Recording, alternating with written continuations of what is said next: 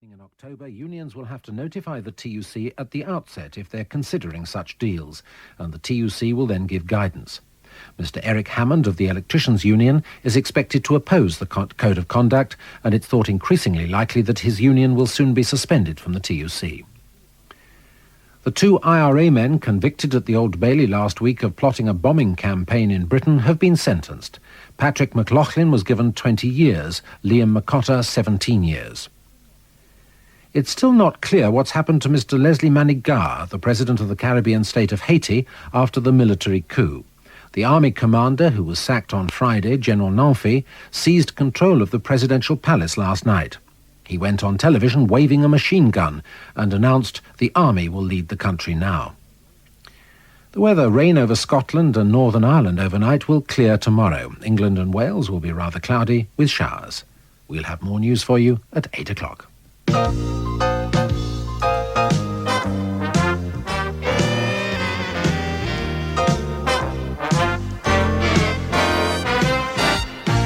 Radio 2. Music until 10 on Radio 2, featuring several bests of: jazz at 9, big bands at 8:30, the first of two BBC big band concerts recorded at Plymouth with guest star Selena Jones, more big bands and dance bands, first of all with Alan Dell. Hello again.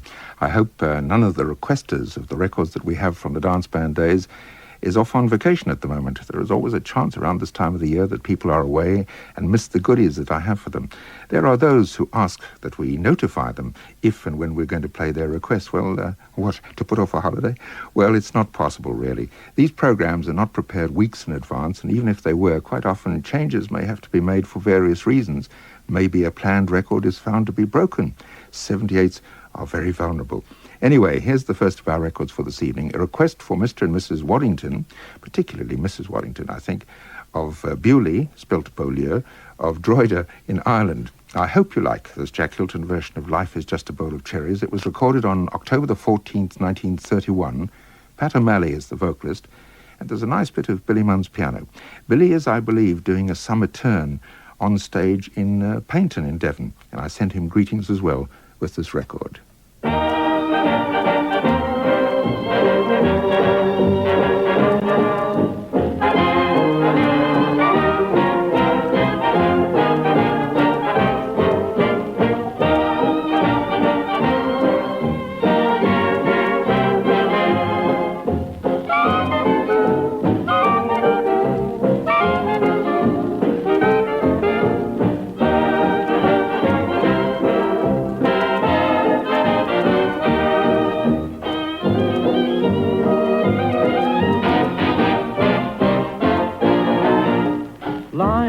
Just a bowl of cherries, don't be so serious, life's too mysterious.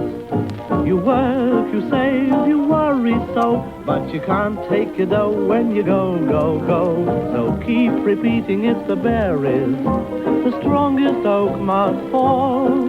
The sweet things in life to you are just loans, so how can you lose what you've never owned? Life is just a bowl of cherries, so live and laugh at it all.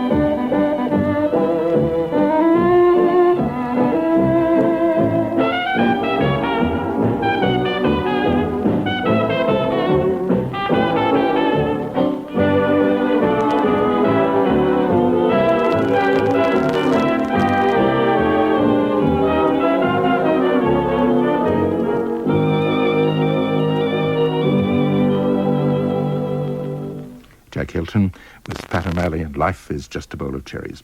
Now, the next record, like Hylton's, comes from 1931, a little earlier in the year, as a matter of fact. Joe Gill writes from Huddersfield and asks that I play a record by the Blue Lyres. He doesn't specify any particular title. Well, this gives me the chance to look out a number from only the Blue Lyres' second recording session on April the 17th, 1931. And this was never issued. It's the Harry Woods Mort Dixon song, somewhat spiritual-like, I think, in mood, River, Stay Away From My Door.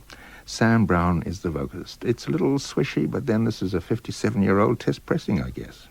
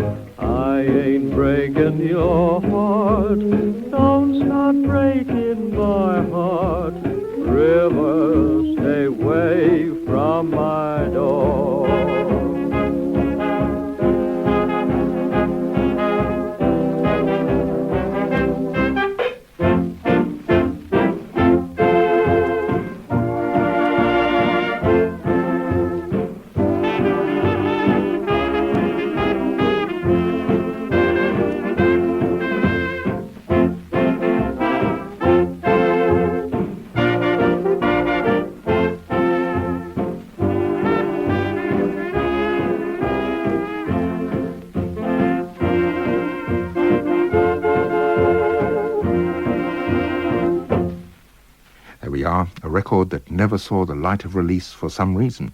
The Blue Lyres with Sam Browne and River, Stay Away From My Door. I'm happy to say that the lady vocalists of the dance band days have a fair share of the program this time, and the first of them is Kitty Masters, who is requested by a lady, Irene Braidwood, of Goring by Sea, Worthing in West Sussex. She was someone else who asked that we notify her, but as I said before, it's not possible. By the way, your recollections of Public Sweetheart No. 1, Irene, are pretty good. It was recorded in October 1935, and on the other side, Kitty Masters does sing She Fought Like a Tiger for Her Honour, actually. And the record is on the red and gold Regal Zonophone label. And I bet you remember most of the words as well. Here it is, Public Sweetheart No. 1. Back in 1180, there was a famous lady, and when her husband's charm was fading, he went away crusading, went away to war and left her flat.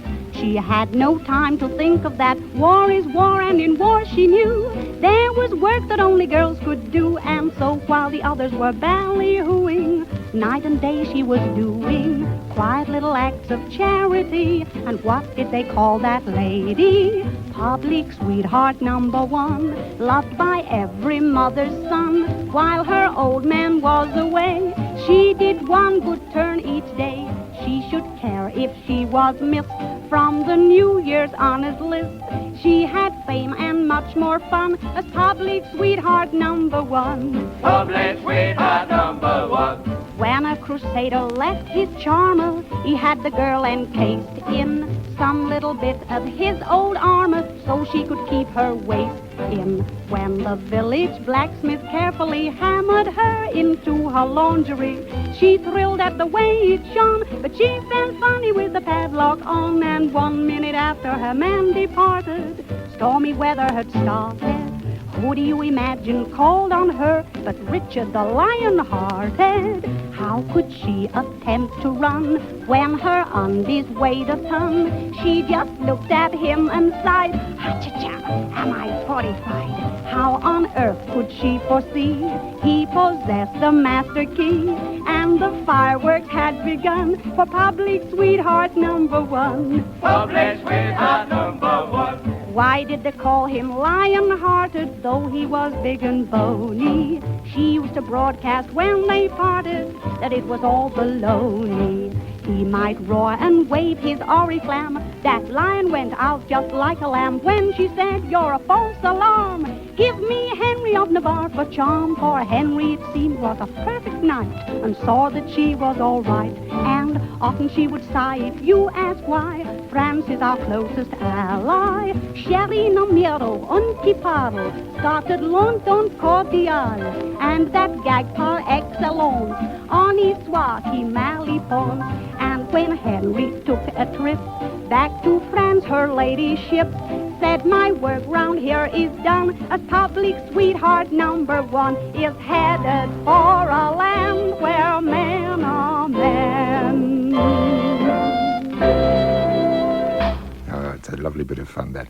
Kitty Masters with Public Sweetheart number one, which, as I said, was from October 1935.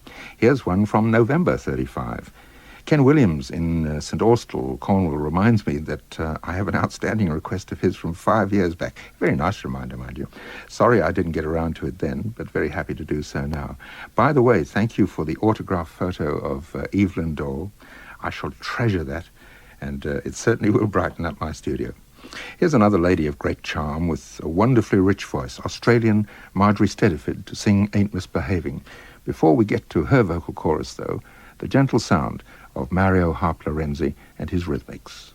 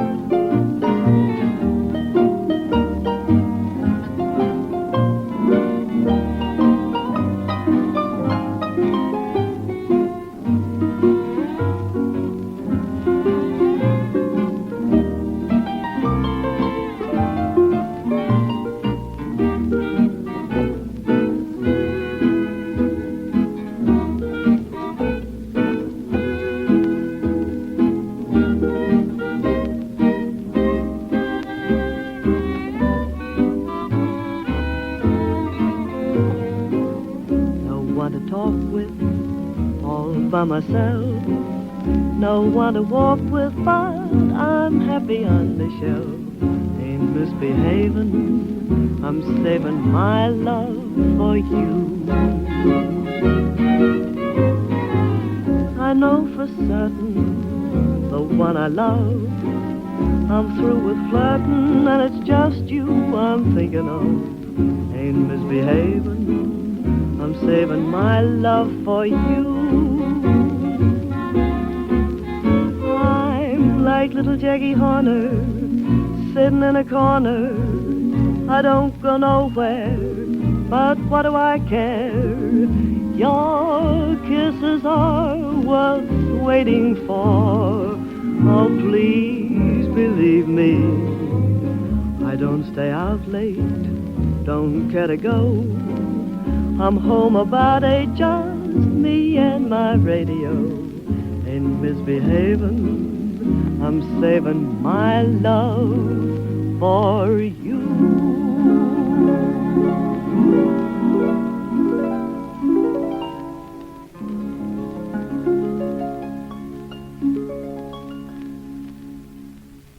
Marjorie Stediford with Mario Harp Lorenzi's Rhythmics.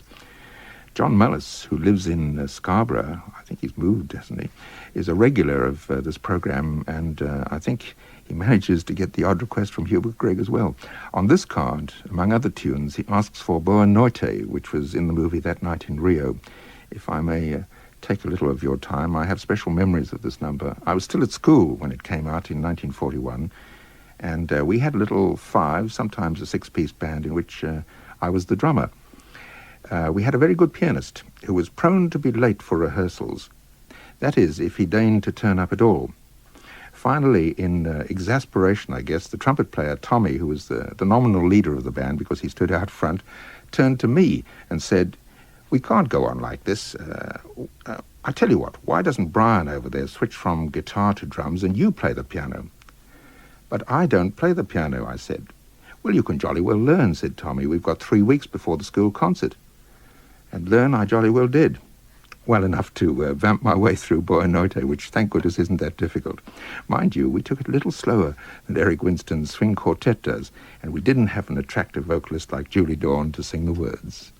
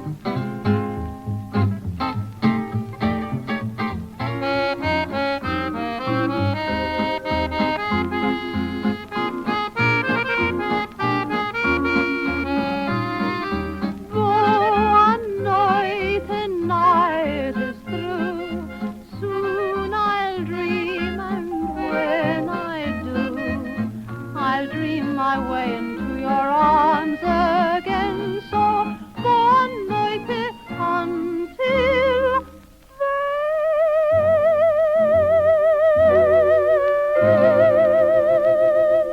Yes, I wondered if she was going to have a go at the top note at the end, and she did.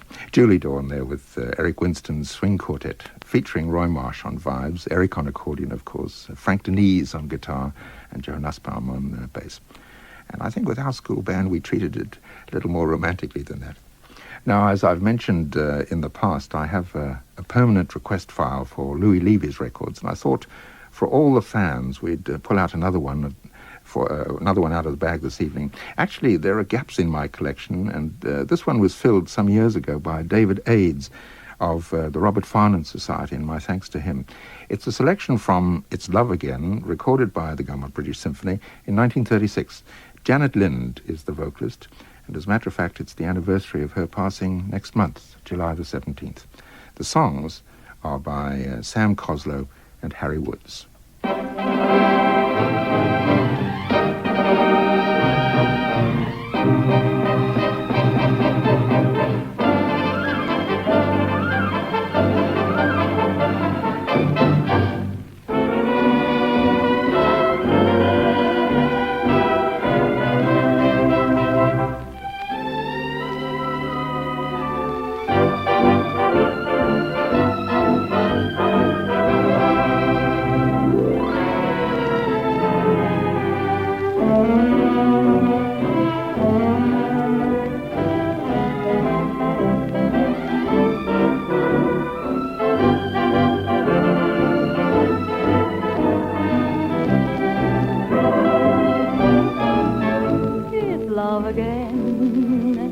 Love again, I'll shout it from the housetops up above again. That state of sweet inanity that borders on insanity. It's love again.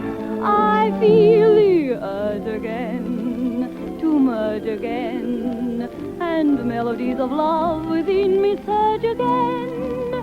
So if I want to rest my chin with passion on a violin, it's love again. Love is a thing that makes a bull and heifer feel just like an Aries ever breathe. Love is an effervescent drink that makes a Cockney coster think he's Viennese. It feels like spring again. I'll sing again and be just like a vine that has to cling again. So if I was poetic, be a little sympathetic, for it's love again.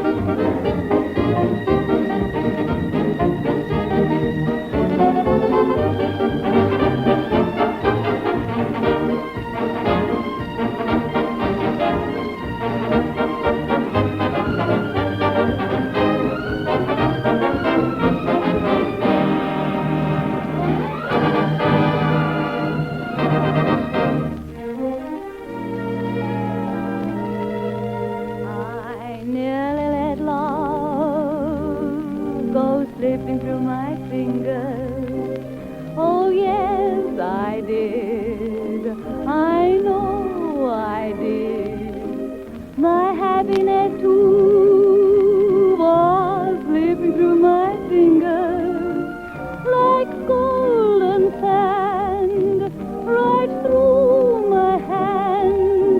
But I walked in time and I saved my prize, yet the love is mine. I tremble when I realize I nearly let love go slipping through my fingers. Oh yes, I did, foolish me. Oh, without love, where in this world would I be?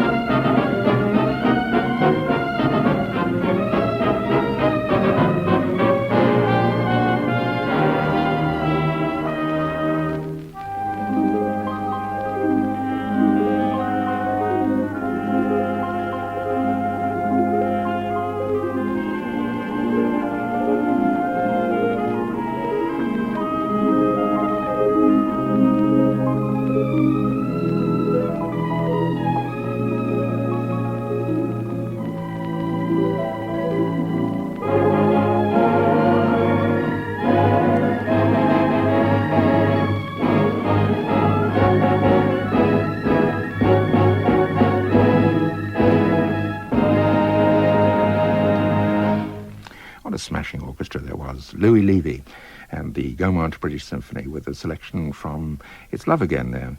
Janet Lind sang the title tune, and I Nearly Let Love Go Slipping Through My Fingers. She came to Britain as a dancer, really, and learned to sing like that, and it's so nice. She died, as I said, on July the 17th, 1986. The other tunes were Tony's in Town and Gotta Dance My Way to Heaven. My thanks again to David Aids for filling that gap in my collection of Louis Levy records with a copy of that record. Well, that's all our Dance Band Days 78s this time round. More next Monday, of course. Just around the corner we have big band sounds, and some of you who are interested in the dance bands may like to listen to the first record that we have there. Join me for those right after this evening's cricket scoreboard, which comes to you now from Julian Tutt. Good evening. John Embury is confirmed as England captain for the third test as England struggle at Lords, while in the county championship Kent win in 2 days to go top. Well, let's start with news from the fourth day's play in the second test at Lords, where England stare defeat in the face. Andy Smith has been watching the action.